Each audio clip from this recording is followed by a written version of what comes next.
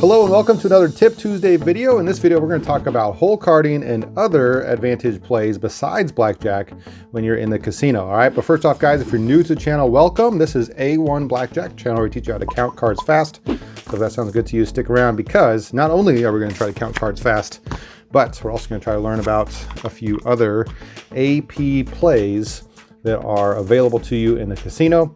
Now, a full disclosure, in this video, I'm probably not going to get too much into the weeds, but I'm going to give you some ideas that you can kind of take and run with. And I think that's going to be the most beneficial to you, as it is different from place to place, shop to shop, you might say, as what AP plays you have versus what I have, and so on. All right. Now, the biggest one that you probably have heard of, and if you haven't, is called hole carding. That is, of course, when the dealer deals out their cards. And I am terrible at this because I'm not a dealer, but they do something where maybe that card that goes underneath, they flash it somehow. All right. So for example, when I deal, I don't think this is the correct way, but when I deal, that last card comes out, I take it. One, I flip it kind of back behind so I can switch it to my other hand. And then two, I think I flash it over to my right, your left, and before I tuck it underneath. All right. I know in the casinos themselves, the way that they try to prevent that is, let's see if I can try here. I think they deal this card and then they keep this one. I think they keep this one down and then they deal out your second. And then this card also goes down and they flip back over the first one. All right. So that way, there's a little bit of misdirection going on there, and you have to really pay attention to which one is that second card so that you can see what's underneath. All right. Now, there are a few ways to hole card. One of them is depending on the dealer, right? You want to try to look for a dealer who is flashing that card a little bit. And if you can spot them, which it's going to be few and far between, or the phrase is, as to a dealer that actually is revealing that hole card a little bit.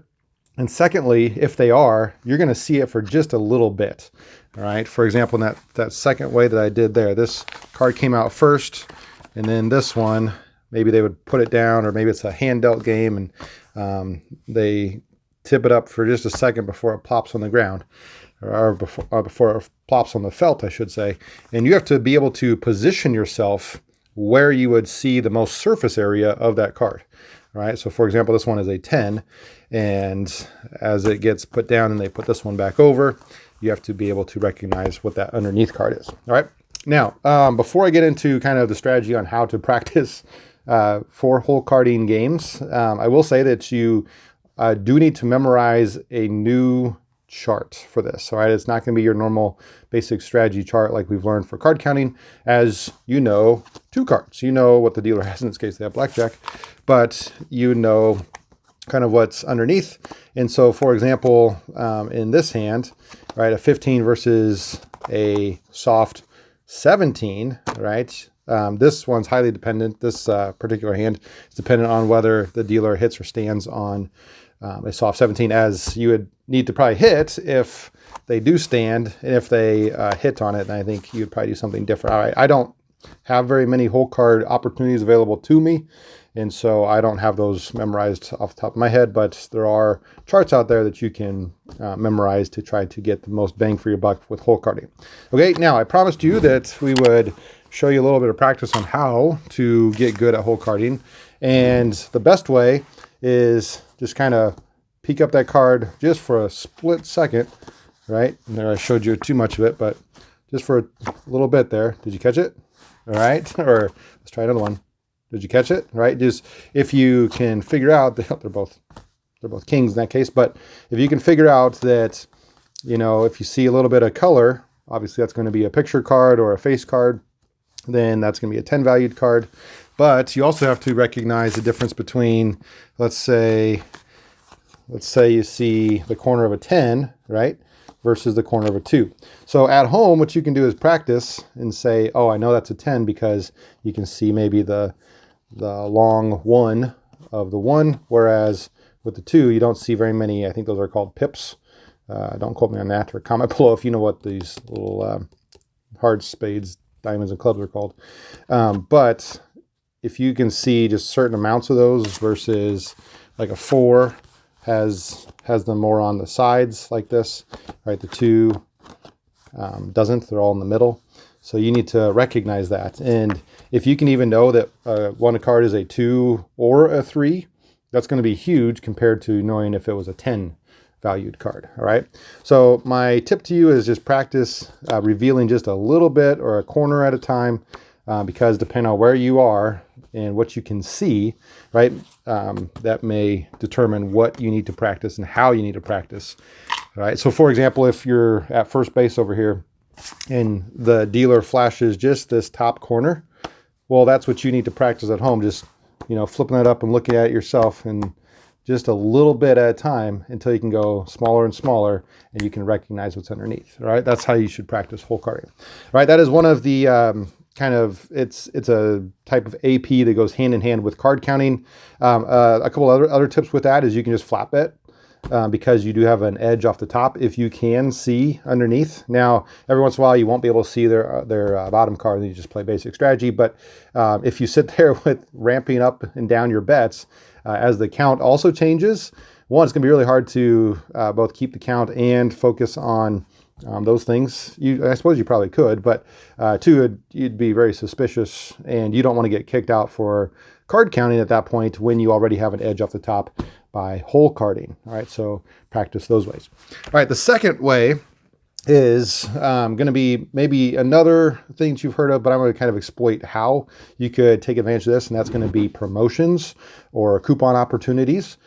So for example, let's say that I went to a brand new casino the other day, and they had, it wasn't that great, but they had $10 in free play if you signed up for a card. Now, obviously, I don't want to do that, but maybe I could take a significant other or some family or something, a brother, sister, whatever you have that you could take. And maybe they don't want to necessarily play all the time, but you could take them and then say, hey, I'll give you a few bucks depending on how much they give you. Maybe they give you $50 in free play, and you say, hey, I'll give you $10 if I can use that free play money, and it's guaranteed for you, but I'm going to use the rest of it. All right, that's totally fine. If you go with a group of friends and you just say, hey, come out with me tonight, I want to go here, and you can exploit some slots or some free play with blackjack for 20, 30 minutes, and then you get on your way with your friends and do what they want to do the rest of the night. That's probably a win-win for everybody, okay? So that's one way that you can exploit some free play. Now, other types, they only let you play with slots, and so you want to maybe research which slots pay out the best or which hit the most often, some things like that. I don't know too much about slots, but pick something that is relatively, or maybe isn't as volatile. All right. And then the last way that I've seen people can exploit some of those promotions is getting those mailers in. Now, you do probably have to get a card at that point, or again, if your brother or sister or something, if they had a card, they could maybe start to get those, and then you'd probably have to drag them back with you. Or if you want to risk it, you can, I suppose, use their player's card to get more and more free play as you start to put more money through those machines and things. Okay. All right. The last type of way that you can, well, there's plenty of ways that you can AP. The last type we're going to talk about in this video is with AP slots. All right. And this is one I'm not going to get too much into the weeds with, but I'm just going to tell you that the other day I had a friend visit, and he went to the casino, and I know blackjack pretty well. He knows a lot more than I do, and it was amazing to watch him work. He said, "Did you know this machine can do this machine can do that, this one, this one, this one?" And he was just all over the place. I said, "Why don't you tell me like your top two ideas for AP slots?" And the idea behind AP slots is, you've probably seen this, and it's the gambler's fallacy a little bit, is that some machines will start to like build up coins or build up, I don't know, there's one that has like a fire that drips down further and further, right? There's all sorts of different things, and you might think the bigger or the fatter the pigs or the hens get, or something like that, the more it is likely to hit in those situations. And sometimes that is true. All right. And there are lots of ways that you can figure out that information, but I'm just going to say that he was telling me a few, and then sure enough, a couple weeks later, I went to the casino. I was thinking I might kind of glanced around these slots a little bit because I didn't want to make it obvious I was going straight to the blackjack tables. And sure enough, there was a guy who checked one machine that he was telling me about, the next machine that he was telling me about, and he just went right down the line, skipping the ones that weren't being able to be advantage played and going right to the ones that you could. And he wasn't necessarily playing them. He was just checking for the correct numbers. And when they worked out, then he would sit down and play. And sure enough, he would hit. And as soon as he won, he didn't keep playing that machine. Whereas some gamblers might think, oh, if I win, I need to keep playing this. This is a good machine for me. Well, no, it kind of, that random number generator resets at that point, and then it's going to work its way back up until it gets above a certain point, and then it'll hit again. All right, so if you win, you need to pull your money out and be done at that point, kind of play it to fruition. So that is kind of an experience that I had. Now, it is very tricky to learn. There are several machines that look very similar, but some are able to be AP'd, and others that look almost identical are not. All right. For example, if something is called so-and-so tiger, and the other one's called so-and-so lion, maybe one of them is being able to be AP, the other one is not. Or panda versus peacock, right? They seem very, very close to each other, and they have these weird names, right? It's almost zoo animals a lot of times, but you have to really know your stuff. So I wouldn't say that that's for the faint of heart. And a lot of times you can pump, $600, $700, $800 in before you would get maybe a $9,000, $1,000 or $1,100 win out of it. And you have to just sit there and trust that, yes, it's going to hit. And hopefully you have to remember, did I sit down at the right machine, and double check all the time, and you have to be absolutely 100% certain before you sit down. All right. Now, that said, I would probably stick to blackjack if you're not comfortable with those things. Learn blackjack first. It's going to be tried and true in almost every single casino. And if you do learn more and more over time, just keep your eyes open. That's what they mean by that. There's the promotion opportunities. There's potentially AP slots. And of course, if there's like player cards and things like that, or, the occasional hole card. So that said, guys, this episode of this Tip Tuesday is sponsored by Blackjack Apprenticeship. And so I want to say a big thanks to them. And I'm going to actually kick over to myself and tell you a little bit more about Blackjack Apprenticeship. So this is kind of their site here. This is the members side of things. And they do a bunch of free stuff as well. But specifically in the members site, they have access to a few of my favorite things I'll talk about. One is going to be the pro betting software.